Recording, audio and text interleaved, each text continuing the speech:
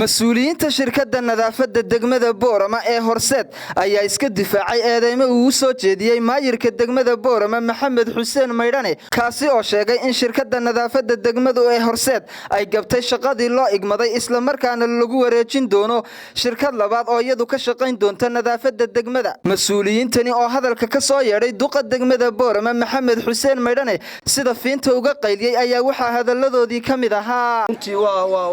hadal aan aad uga xumaanay bulshaduna aad uga xun tahay bixin mayna jawaabtii isagu bixiyay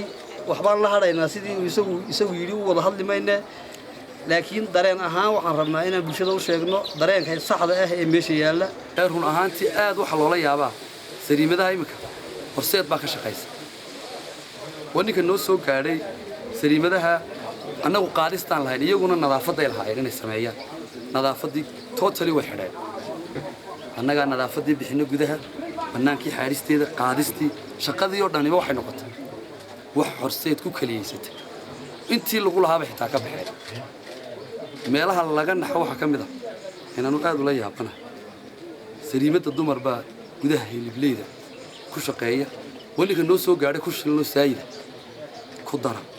dadweynaha waxaan ka codsanay mar labaad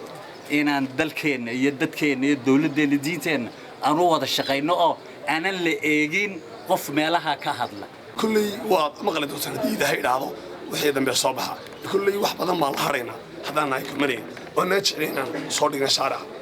sidoo isagu isku baqaween waxa jecelnahay inaan mar walba halaano laakiin bulshada waxaan ogeysiinay sidii aan ugu shaqeynaa awalba ayuma noo shaqeynaa aan leeyahay maayir ha u soo noqdo sharciyada ma ha un Horseed waxa 3B ku sharciyeysan way badan oo ah kala noogu soo wareejay inaanu ka shaqeyno adeega nadaafadda aanu dadka gaarsiino inaanu dadka iyaga u abuurno shaqo abuur ay ka shaqeeyaan oo maanta shirkadda Horseed ka shaqeeyay 130 qof ka shaqeeyo danyar oo dadkii deegaan magaalada ka shaqeeyay marka gudoomiyaha golaha deegaanku nasiib darro hadallada xanafta leh ee uu xalay dadweynaha u soo jeeday waanu ka xunahay waanu ka raali gelinay runtii inuu qof mas'uuli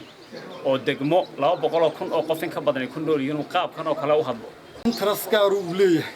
inay meeshan waxa yaalay tahay waa filayna waana cadaan waxba ka hor dhicmayna wixii jiraaba waa cadaani